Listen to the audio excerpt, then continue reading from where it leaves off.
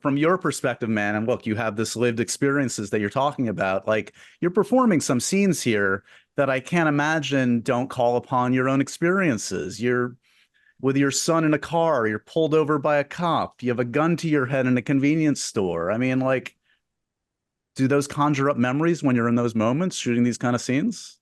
Well, John Singleton said the greatest actors in the world are not actors. It's not, it's acting versus reacting, right? So if you're an actor, then someone will say, here's the world, here's the dialogue, this is what you're wearing, and this is what you're doing. And then do your best to make us believe that you've actually seen this, lived this, experienced this, dated this person, lived in this country, was a part of these worlds and these politics. That's acting. Right. Because I have nothing to do with this thing that I'm doing, but I got to make you believe that I've done this for real and keep your attention for 2 hours. I lived the Watch Riots. I lived George Floyd. I lived Trayvon Martin, Eric Garner, Breonna Taylor. I lived these things, sir. It's real for me. It's where I'm from. Okay, I'm the guy that was on WIC vouchers, county checks, food stamps, government cheese. I'm the guy that was living at the bottom of the bottom. And then I'm waking up every day in this skin and feeling like my life is on high alert every single day. There's no cripping in me. There's no blood. There's no gangster. I'm not selling weed and dope. I'm not setting myself up to be killed. But sadly, when you live in the ghetto and you live in the hood, you're not doing funerals for people who decided to participate in bad shit. You're doing funerals with people who wake up every single day. They love Jesus. They're in this environment because they can't afford to be anywhere else, but they're just at the bus stop on their way home trying to take care of their kids from a job, and then a drive-by happens. And now you're all of a sudden trying to do a fundraiser for a funeral because they didn't have insurance in place because this good person didn't plan on dying anytime soon. So that's where I'm from. Snoop Dogg was in the loop, was in the riots, And right? now an EP on this came back around, right?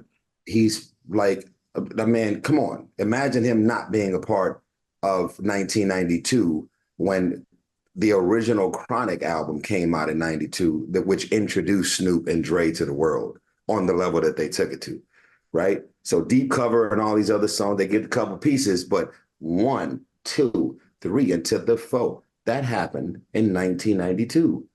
So now let's think of this through the lens of Snoop and Dre. Holy shit, we're releasing this album, and now the whole world is focused on the verdict for Rodney King, the same year that we're supposed to be really putting, you know, the West Coast on the map. Yeah. There was a hard pivot. So we sorry, Dr. Dre and Snoop, we love you, man. This album is crazy, but the whole hood is on fire. The whole hood got ashes, military, tanks, dogs, the Asian community on top of the roofs with shotguns and guns, people breaking in stores, people that aren't even thieves. It's like, we finna steal, fuck this. Okay? Okay, so now, fast forward. Look at God. Where did Ariel Roman come from? Bro, I'm sorry. You're Israeli from Israel.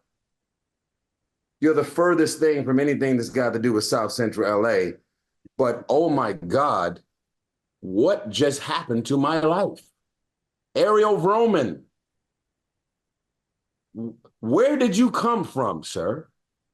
And how did you do this? You know the running joke with Ariel, and he's probably gonna laugh that I'm even sharing this with you, but you know, Josh, I love you. And I said, Ariel, let me tell you something. He's like, okay, you know, he's got broken English. I love him. So I said, Ariel, do you understand that when this movie goes off and you come walk from behind the curtains, people's heads are gonna fucking explode?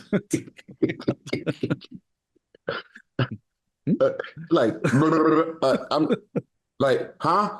First of all, not only are you not one of us from the ghetto, from the hood, from South Central, but you have the most obvious name. Like, bro, you might as well come out and say, "Hi, my name is Decepticon." Like,